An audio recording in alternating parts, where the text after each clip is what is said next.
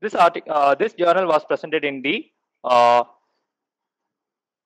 Journal for Bone and Joint Surgery in 1997, done by P. N. Vasudevan, K. V. Vaidilingam, P. Bhaskaran Nair from the RV Institute of Research in Ilisaro Technology, Kerala. In 1985, Trendelenburg described his sign to determine the integrity of hip function. We found that this sign to be positive in a patient whose hip was clinically and radiologically normal, and therefore investigated this in other patients. We confirmed that the medial shift of the mechanical axis of the leg below the hip may cause a positive Trendelenburg sign. This has not been previously described.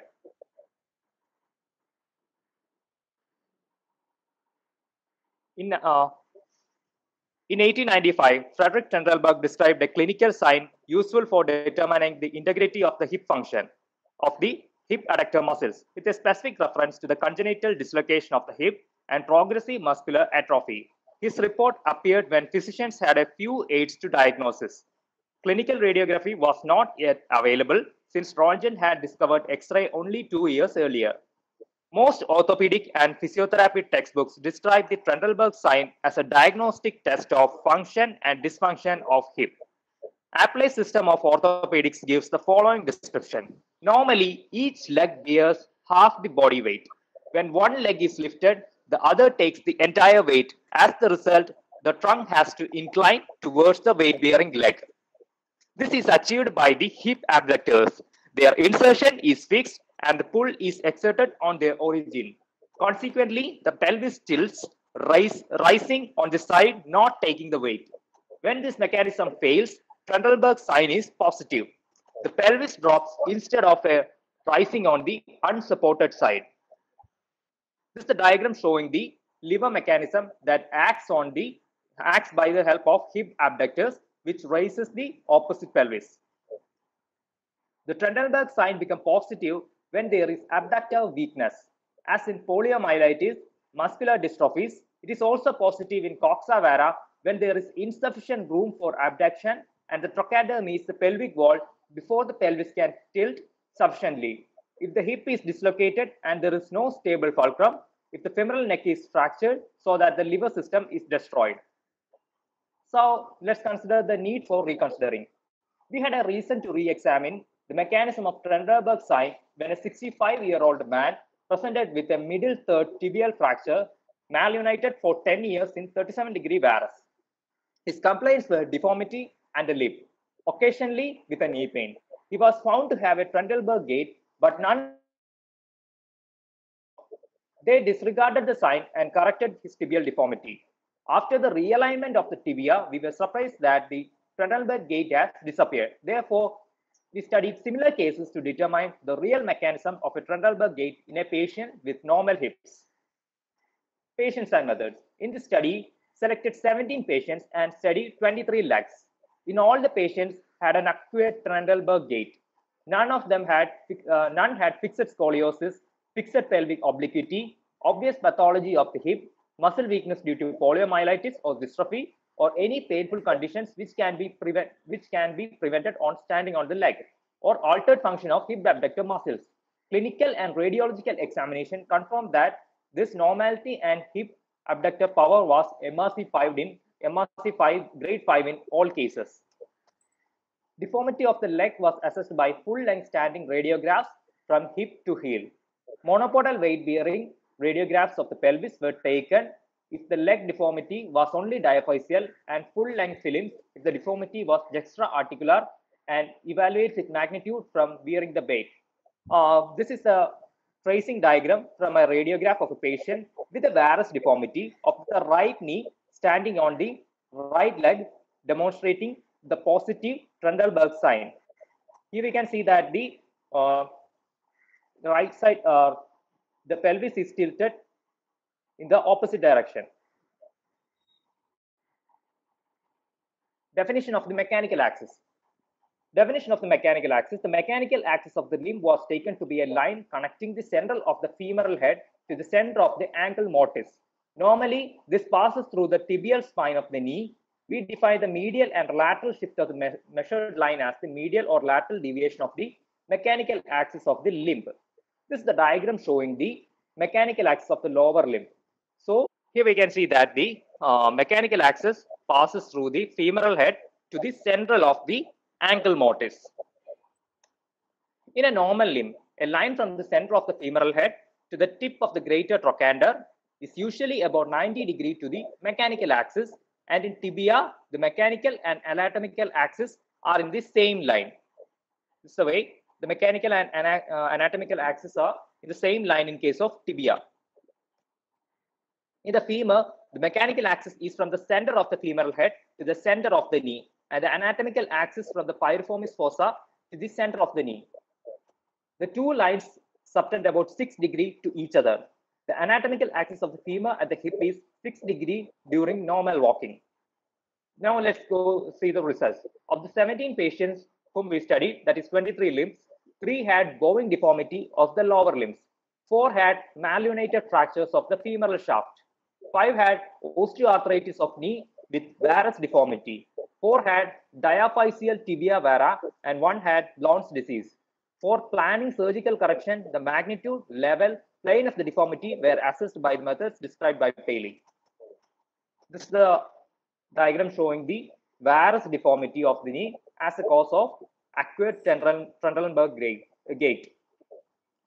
This is the diagram showing the varus deformity, in which we can see that the mechanical axis of the limb is shifted medially. So it can be attributed as a cause of the positive Trendelenburg gait.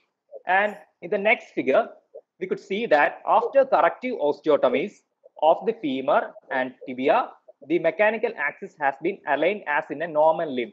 That is, we can see that in the line passes from the femoral head to the center of the tibia and up to the ankle mortise.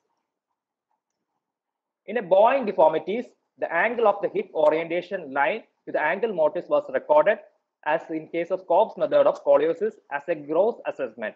All of the patient has medial deviation of the mechanical axis at the knee with or without ligamentous laxity. Now let's see the discussion. The main plane of the knee and ankle movement is in flexion and extension is around the coronal axis. If the axis of the fracture malunion is in the coronal plane, and these joints and the hip can compensate so that the gait looks normal. Hip is the only joint in the lower limb which allows much adduction and abduction, and therefore any varus or valgus deformity of the leg can be compensated only at the hip and to a minimal extent at the subtalar joint. Any varus or valgus deformity between the hip and ankle must therefore influence the hip mechanics. Varus deformity of the femur, knee, or tibia requires the hip to adopt an abducted position, that is valgus angulation, to maintain a straight mechanical axis with the limb in walking. The mechanics of the hip abduction act as a type 3 lever with its fulcrum at the center of the femoral head. The abductor muscles are inserted below the tip of the greater trochanter. When the center of the head and the tip of the trochanter are in the same plane, parallel to the floor, then the insertion is distal to the fulcrum. If the hip is abducted in compensation for a varus deformity below the hip, the trochanter rotates proximally in the coronal plane so that the fulcrum thus effectively shortening and weakening the abductor muscles. The angle between the hip orientation line and the mechanical axis of a varus limb will exceed 90 degrees, and the 6 degree adducted position of the femur in normal walking is lost. This affects the strength that can be generated by the abductor muscles, though they are normal. Depending on the amount of compensation, this patient will have either a normal gait, a delayed Trendelenburg sign, or a Trendelenburg gait. Medial deviation of the mechanical axis is thus another cause of Trendelenburg sign or gait. This is the diagram showing the ineffective function of the abductor muscles when the femur is placed in an abducted position as a consequence of varus deformity of the limb. We can see that in case of the varus deformity of the limb, in order to correct the mechanical axis of the limb, the axis shift and reducing the power of the abductor muscles. So it can be the consequence is the patient will have a positive Trendelenburg sign or a Trendelenburg gait. Now let's see the mechanisms.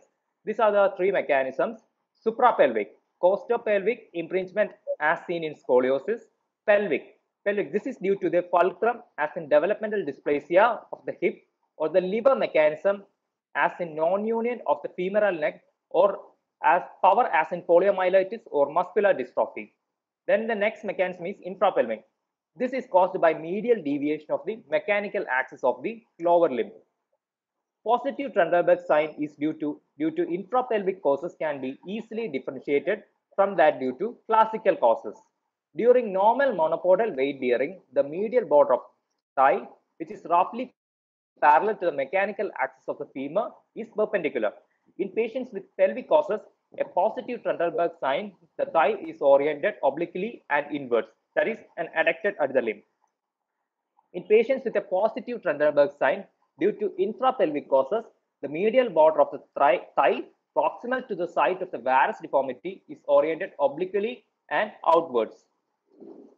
This can be shown in the figure. That is, the girl has a Blount's disease resulting in a positive Trendelenburg sign. The cause can be attributed as an infrapelvic cause. That is, the medial border of the thigh appears to be abducted. The part of the limb distal to the deformity is oriented obliquely and inwards. In patients with proximal varus deformity of the femur or coxa vara, this clinical sign is difficult to assess because of the bulkiness of the thigh and proximity to the hip.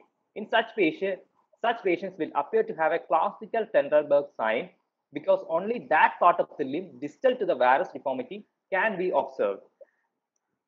That's all. Thank you.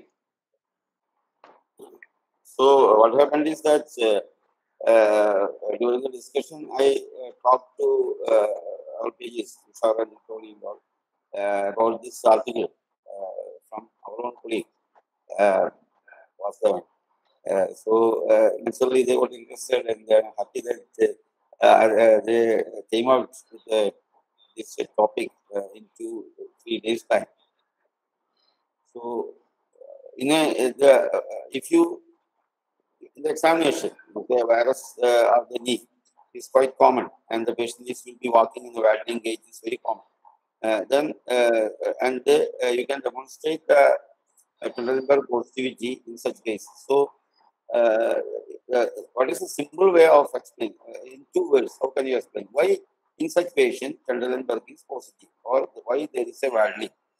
Because you can just tell in 2 words. Sorry, no, there's some kind of weakness at the abductor mechanism. So there is a weakness. That can be either mechanical. It can be either mechanical or muscular cause. No. For a specific case, that is a varus deformity of the knee or the leg or the infra pelvic cause. That is what the journal says.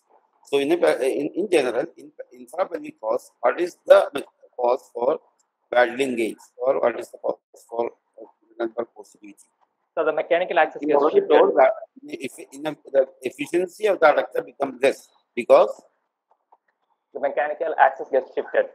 Because the mechanical axis is markedly deviated inwards.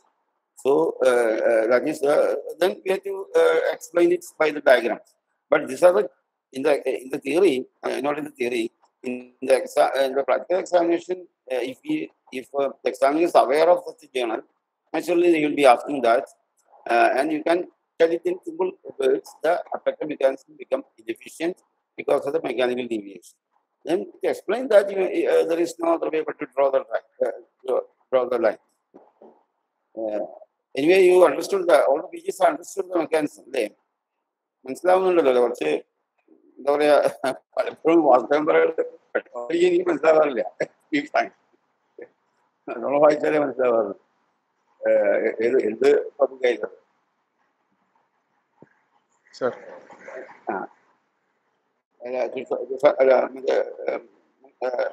മനസ്സിലായില്ലേ tonic മനസ്സിലായല്ലോ അല്ലേ മനസ്സിലായി sir അപ്പോ സാറിന്റെ answer readymade answer ആയിട്ട് നമുക്ക് പറയാം. പിന്നെ ഞാനെന്ന് പറഞ്ഞു കഴിഞ്ഞാൽ നമുക്ക് വരച്ച് കാണിക്കാൻ വേണ്ടി അത് 2 terms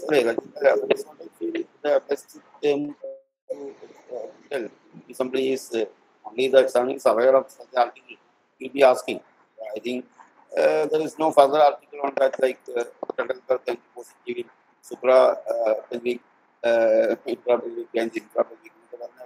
വേറെ എവിടെയും പറയുന്നത് ഞാൻ വിചാരിക്കണില്ല. എവിടെയും പറയുന്നുണ്ട്. കേട്ടിട്ടുണ്ട് അത് വേറെ എവിടെയും. അതുപോലെ സായിപ്പായിരുന്നെങ്കിൽ വലിയ കാര്യമായിട്ട് കൊണ്ടുനടന്നു ഈ classification. What type of liver it is? Sir, hip joint is a first order liver. It has a fulcrum, that is a hip joint, and the liver and the power from the abductors. Sir, So if you draw the free body diagram, suppose this is the head, this is the acetabulum, okay, and you have got the femur like this. So the body weight is acting like this, okay, to the center. Suppose this is the symphysis pubis, okay. So where is the abductors attached? Sir, into the posterior Into. Okay, so the liver is perpendicular to the force acting. Okay, so you have got a body liver arm which is at a distance d, and sector liver arm which is at a distance. So this is smaller. So if it is d, it is at least 3.5 or 4d. Have you understood this much? Yes or no? So when you simplify that, if this is the abductor liver arm, this is the body liver arm, this is the abductor force, this is the body weight. That has to be balanced. When the patient is standing on one leg, the entire body weight is passing through that leg. But if there is no muscles attached, he will tend to fall down onto the opposite side. So what should act? The abductors should on the same side pull down the pelvis on the same side to prevent the falling. So the force will be in the downward direction. The body weight on opposite side will be also on the downward direction. So this is a first order liver. First order liver. There are three orders of liver. That is, first order liver, classical example is the hip. The second order liver, the classical example is the knee joint when you are trying to stand up from a sitting position. Third order liver, the upper limb, the O joint, the interphalangeal joints, metacarpophalangeal joints. Okay. So in a first order liver, the fulcrum is in the center and the force and the load are on either ends. Suppose the abductor liver arm increases, what happens? Sir, there will be increased tension on the abductors. The abductor arm increases. So if the patient is not falling down, that means the force into distance on the abductor side should be equaling the weight of the patient and the body liver arm. Okay, it should be equal. So suppose the distance, this d is increased.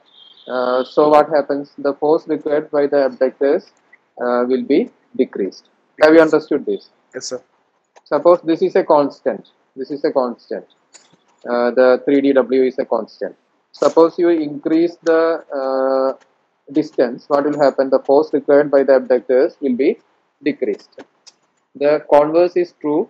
When the distance is decreased, the force required is increased. The second thing is the Starling's law. What is Starling's law? Actually, ഈ ഒരു concept ഈ നമുക്ക് infra ഈ പൊളയുന്നുണ്ടോ ശരിക്കും? ഇല്ല, അതിലേക്ക് ഞാൻ പറഞ്ഞത് സാറേ, ഇത് വെച്ചിട്ട് അത് പറയാൻ പറ്റില്ല. അപ്പോ there is another thing also working here, that is Frank Starling's law.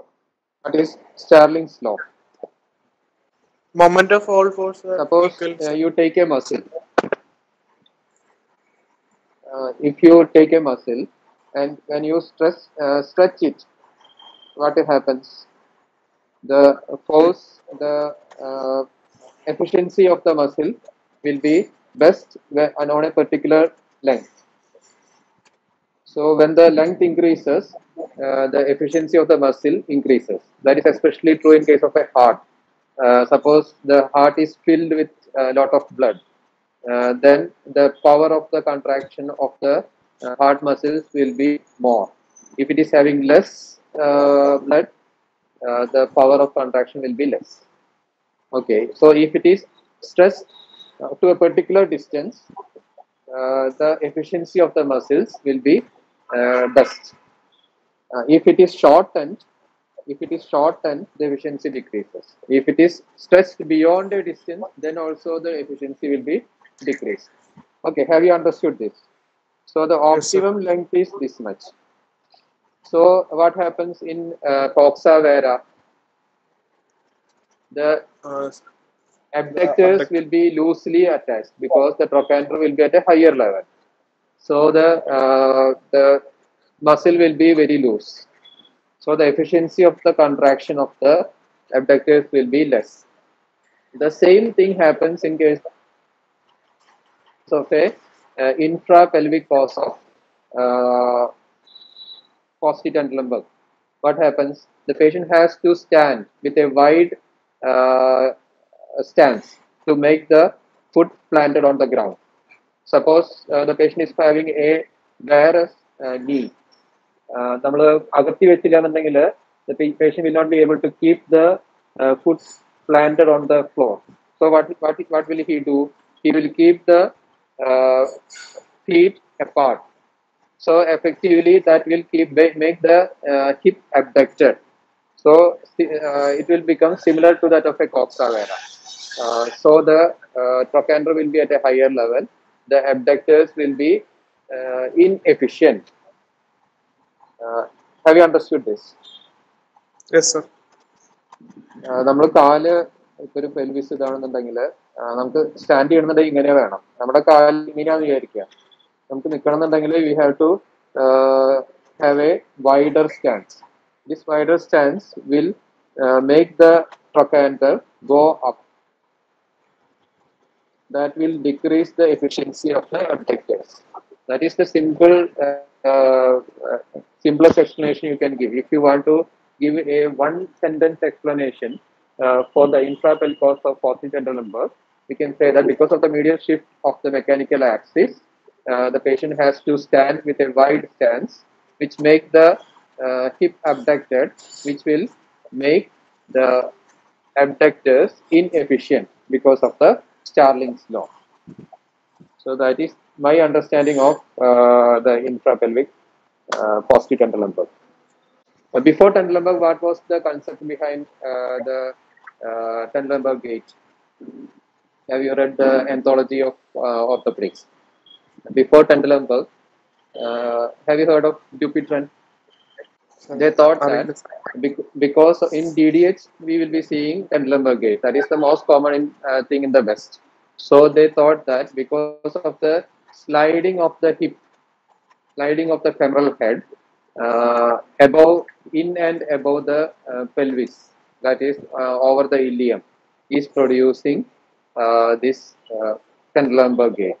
That is the Dupuytren's explanation is glissement, glessement, glissement vertical. So he thought that there is sliding of the head of the femur above the acetabulum on the ilium. That is producing this tental lumbar gate.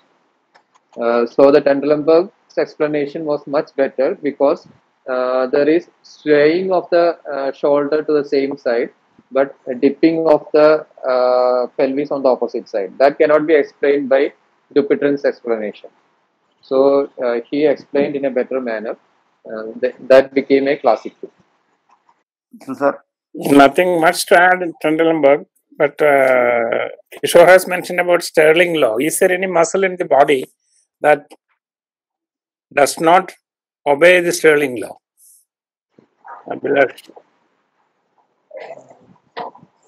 For paraspinal muscle? No. One muscle that is proved is quadriceps. Okay, sir. Quadriceps the power is maximum towards the full extension. Most of the muscles, when it comes towards the end point, the power is less because the length of the muscle fibers are shortened. In quadriceps, this is not applicable because of the presence of the patella, which lifts off the muscle from the fulcrum. So this is one reason why you should not remove the patella without any rhyme or reason. Sir, പറഞ്ഞത് മനസ്സിലായോ? Sir, മനസ്സിലായി. Can you explain that? Sir, because patella is coming in between the quadriceps and tendon, point ആയിട്ട് നിൽക്കുന്നതുകൊണ്ട് full tension apply ചെയ്യാൻ പറ്റും an extension. Actually, you can draw the free body diagram of the knee also. That will easily explain these things. I will try to show you.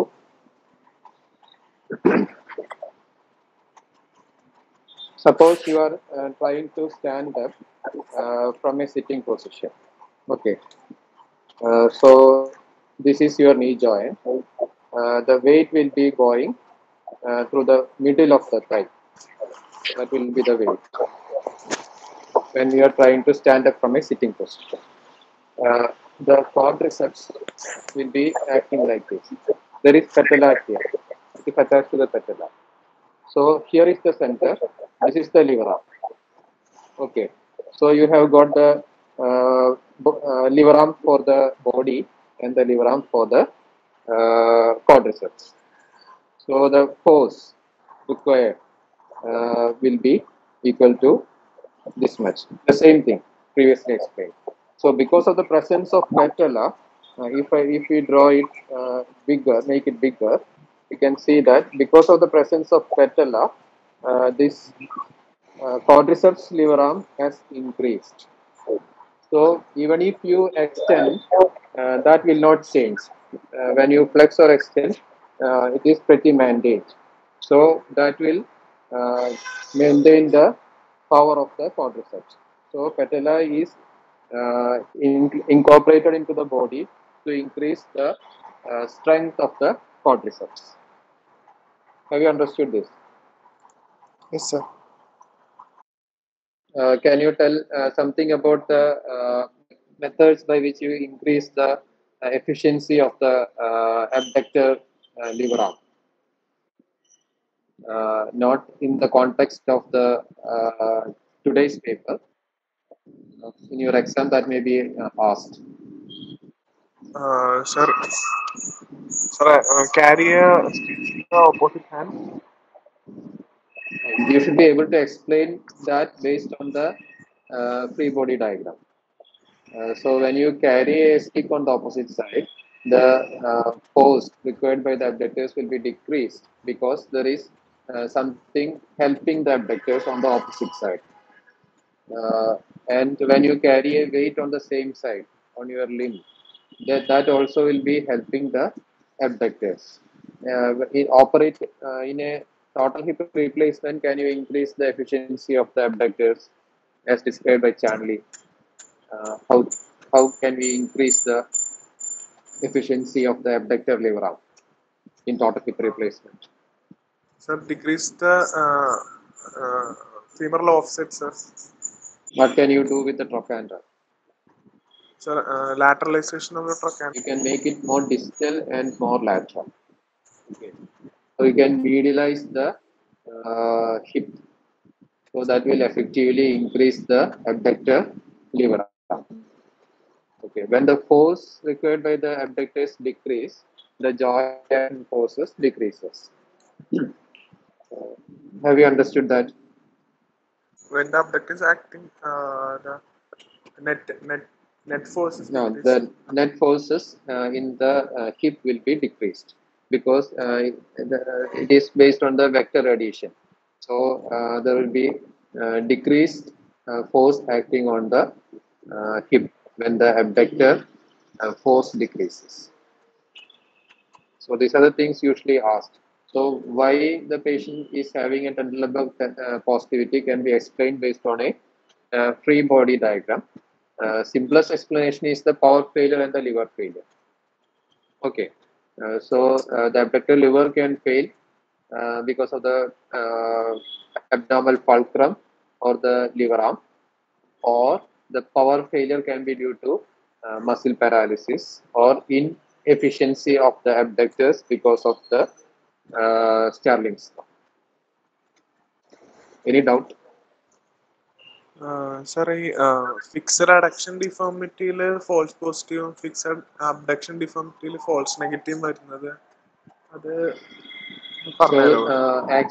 Actually, we are looking for the pelvic obliquity.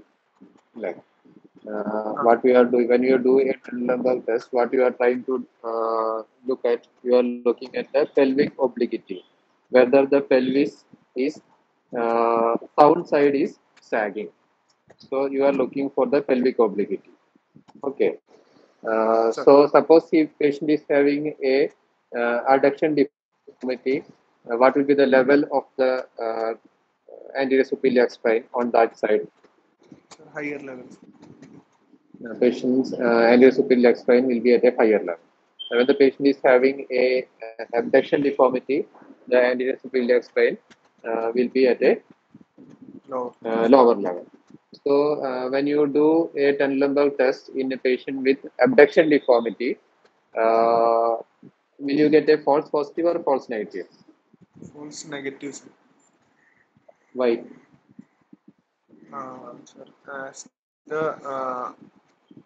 Because the opposite anterior superior spine and the pelvis is at a higher level. There will be some fixed positioning of the pelvis. In adduction deformity, what will happen? Will it become a false positive one or a false negative one? False positive. False positive. Why? The anterior superior spine or the pelvis on the opposite side is already at a lower level. You are looking for a lower positioning of the pelvis on the opposite side. Okay. Have you understood? So, if there is already a pelvic obliquity, that can affect the Trendelenburg test result. That is my understanding. We have to go and check in the test books. Okay, sir. Can I ask a doubt, sir? Oh, yes. For a Trendelenburg scientific positive, you want the patient to be standing on the affected limb for at least 30 seconds. Yes. With an intrapelvic deformity, you think they will be able to stand for 30 seconds? A severe virus which has to cause false positive Trendelenburg, they won't be able to stand for 30 seconds on the affected limb. When patient is having severe osteoarthritis and if the patient is in pain, definitely you cannot do the test. But there are other reasons. Patient can have a Brown's disease, a child with a Brown's disease. Still, they will be having a positive Trendelenburg. They can stand for a long time because there won't be much pain. And you can have a diaphyseal deformity of the femur or the tibia producing a varus. That can still produce a positive Trendelenburg, and the patient will be able to stand for 30 seconds. Okay, not just due to the pain, due to unable to maintain the center of gravity due to the severe virus. Patient will be able to stand for 30 seconds or not. I don't know. Actually, I have not checked for that. And there is no literature available also. We have to personally check for that. Thank you. Okay, this is an important topic. Trendelenburg is an important topic.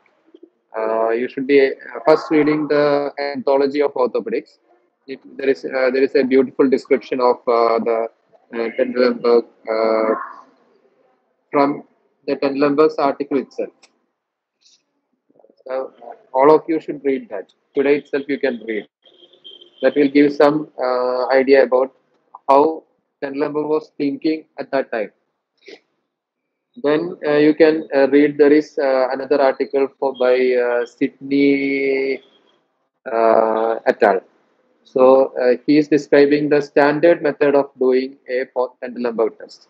There are n number of methods for doing a Trendelenburg test.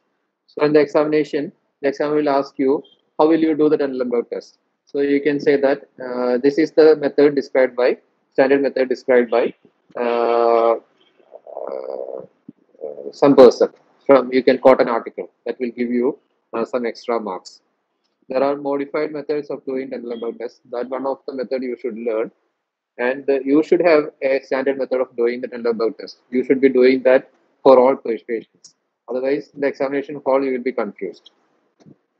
So you should follow a standard test book and do the Trendelenburg. And actually, you should do the Trendelenburg test. Otherwise, you will not be able to do that in the examination hall.